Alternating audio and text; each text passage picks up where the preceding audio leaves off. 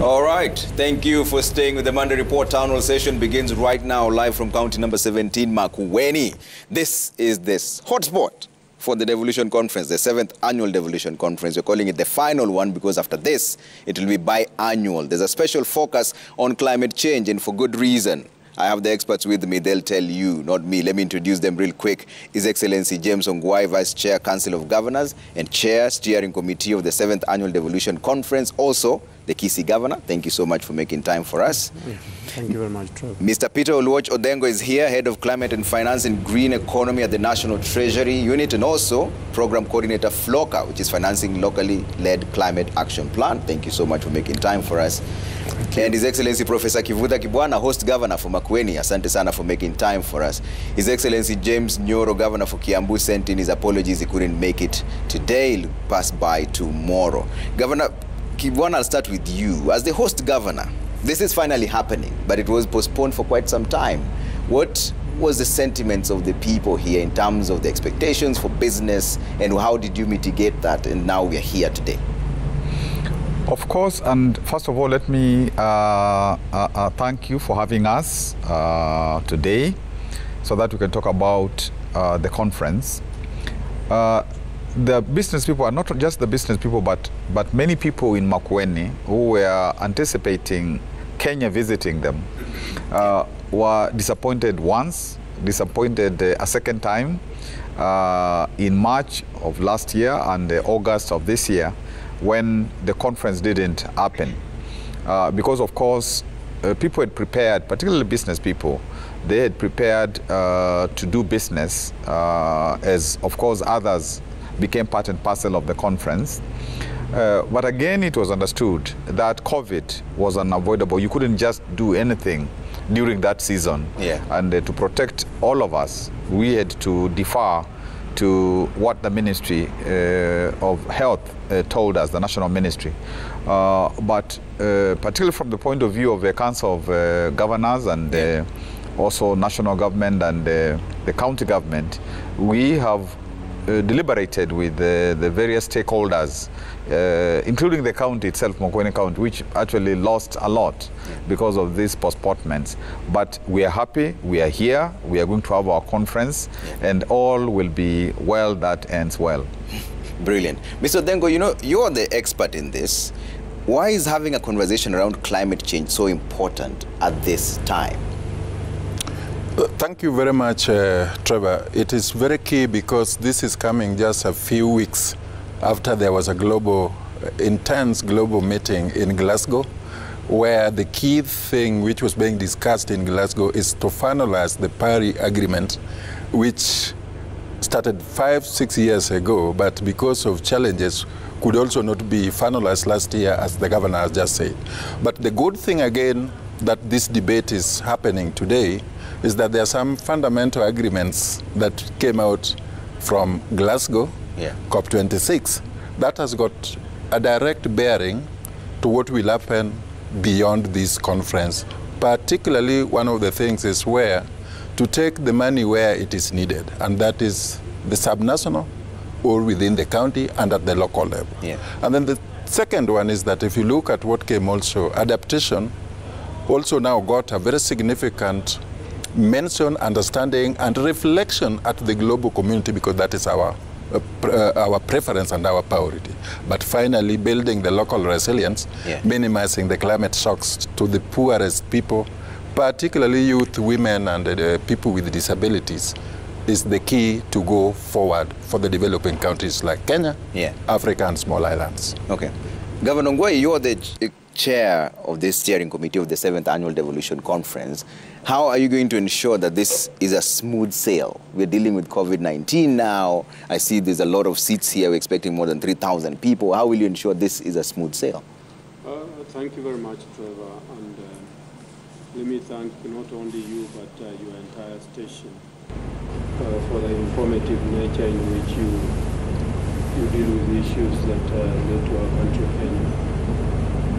The Council of Governors has been having these conversations over the last, this is going to be the 7th one, and the purpose of this is basically to share with the national government Governor, hold that thought for a bit. I'm having a bit of challenges with your microphone. I'll sort this out in a short while. Mr. Dengo, let me bring you back on this. You were talking about adaptation and mitigation.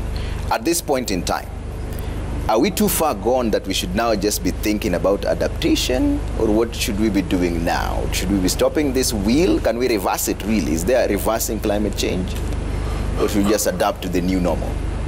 Great. The impact of climate change scientifically, as alluded, has been shown by the Intergovernmental Panel on Climate Change, the highest scientific body, that the globe is warming, and it is warming very fast. And if we don't do anything now, we will be over 2.7 degrees Celsius. No life can survive that. But the reason why we are talking about adaptation, it means that the human being, the insects, the livestock, the crops, anything has now to see how they adapt to a warmer globe. But at the same time, because of the greenhouse gases that are already into the atmosphere will be there for the next 100 to 1,000 years in order to reduce them.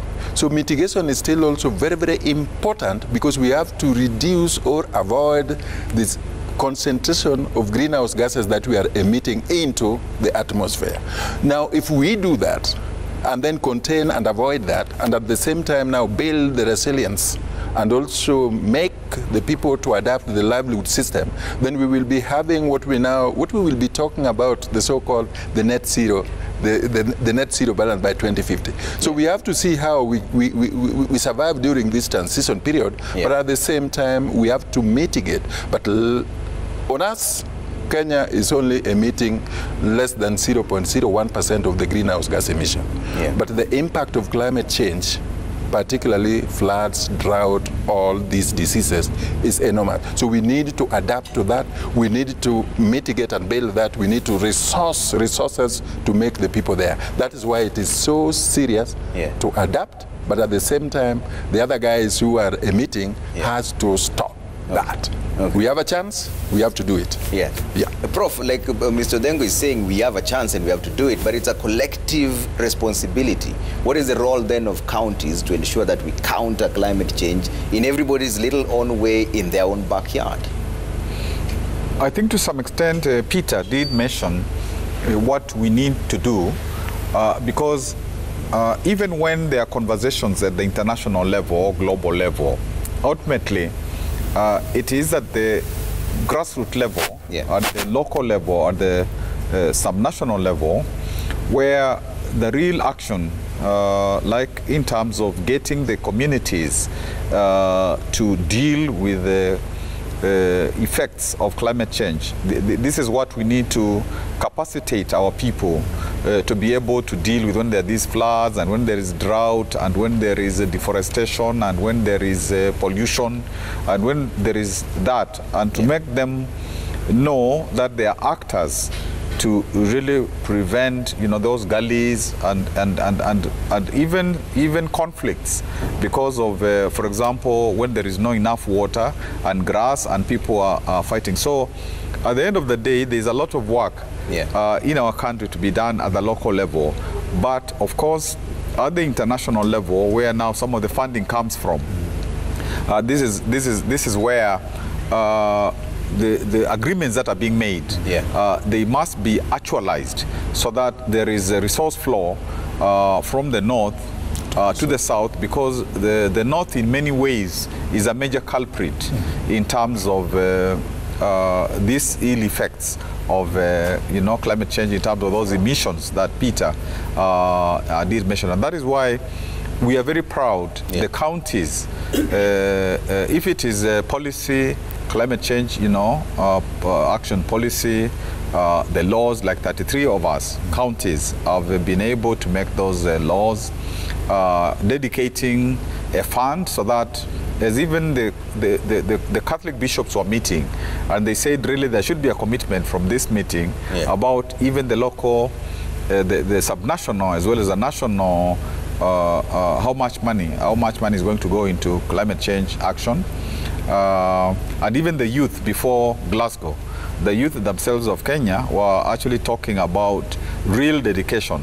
But finally, I think it is important to get civic education or climate, action education going to our people, because up to now, sometimes people think that when you have, these floods and you have mudslides and you have some of these things, they think that it is just God who, is an act of God, so to speak. Yeah. Some even think it is witchcraft and so on. To know that these are things which happen because of our own actions. Yeah. And we are the answer to this serious problem. Yeah. Mr. Dengo, speaking of our own actions, we need to have at least 10% forest cover. But in COP26, there was an agreement to stop deforestation in 2030. But deforestation is very different from afforestation. Should we be pushing both agendas simultaneously instead of just one at a time? Great. Deforestation causes reduction of the forest cover. And when we talk about the forest cover, there is a scientific measure of what is a forest. The tree cover, the height, the canopy, all those.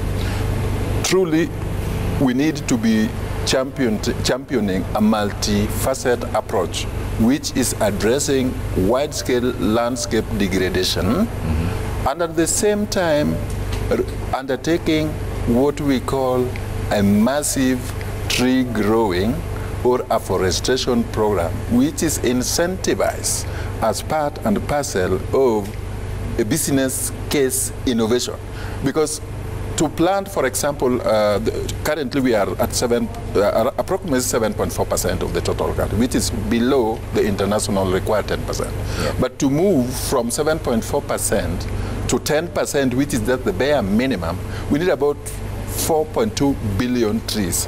These 4.2 billion trees, they have not to be planted, but they have to be grown, managed, taken care just like a child for a period until they reach a certain height, 5 meters and above. That now Kenya will now be classified through the reference level, satellite-based, not my eye, not your height. That now we have that percent. Yeah. But it is not only about 10%. Why 10%? The cover is linked with the natural ecosystem components that are supporting the life systems. So we need to support the life system, the ecosystem based, but forest and land avoiding land degradation is linked with the productivity and the food security of the people. So the ultimate end is that we want to secure the productivity of our land. Yeah. We want to procure the livelihood support of the about 40 million Kenyans in the rural far-flung areas. But at the same time, Article 6 of the Paris Agreement was agreed upon, where carbon sequestration now is going to be turned into real cash money. And the governor here and the chairman, you can, if you have it, great, you can now trade in carbon by just absorbing that. So there are good business case in that, but also a life support system. But as you say, multi-approach, that is how we can address the challenges of climate change. Okay. Governor Ngoi, I'd like to hear your views on also how the counties can be involved with this, but also the logistics around it, because you're the chair of the steering committee, so what is the plan for us here who are sitting here today? No, thank you very much, and thank you very much for coming to Wote City. I think my good governor here would be very happy for me to say that. But we have prepared well for this conference. All the counties will be here. The Senate is fully involved. In fact, they have financed this to a very, very great extent. The Ministry of Devolution and national government is involved in this. Yeah. We have our development partners and other stakeholders, not necessarily development partners, but other stakeholders also involved, especially those who are in areas climate and areas environment. Yeah. And so, in a broad sense, working very closely with the Makueni government, I think we have organized a good conference. And we expect everybody to be here. The president will be here, the prime minister, the deputy president, cabinet secretaries, and everybody will be here. There will be very many people coming to Makueni. Yeah. So we have organized this well. In terms of the security of the organization, security, individual security, that we've worked closely with the the Ministry of Interior, the commanding officers here in security organs here in Makueni, working very, very closely with them.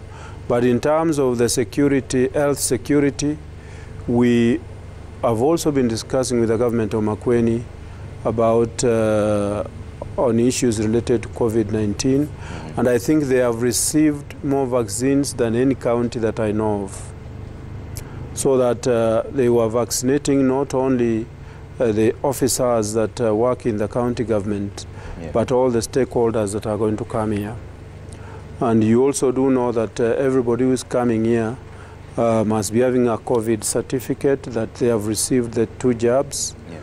And you are dealing with a situation where we will have to make sure that over the 3,000 delegates, all of them must have done that.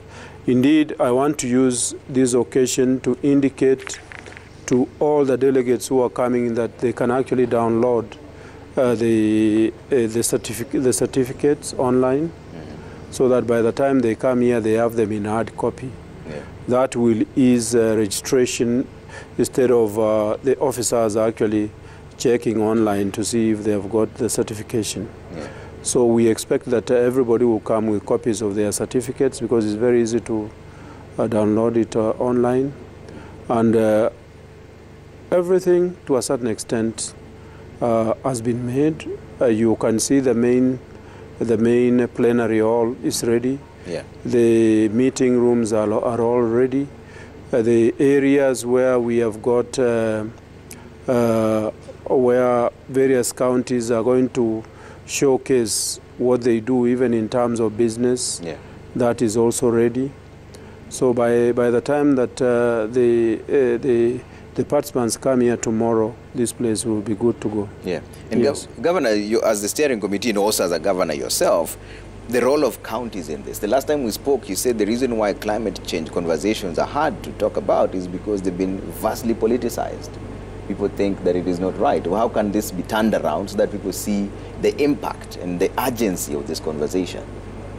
You know, if you look at the causes of climate change, and the director here actually brought them out quite a lot. He talked about the greenhouse, the greenhouse emissions and so on, green gas emissions.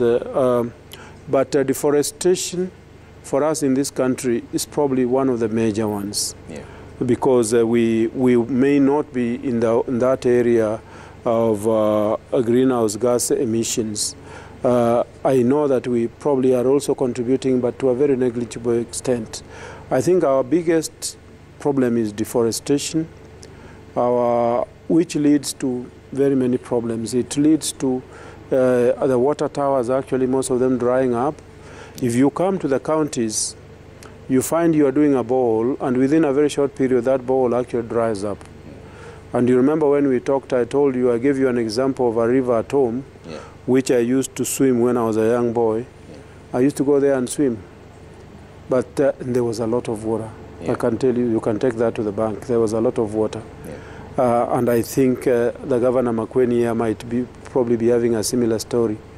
But that place right now, you just pass through there is no water. It's just a tiny little, trickle of water that is passing through there.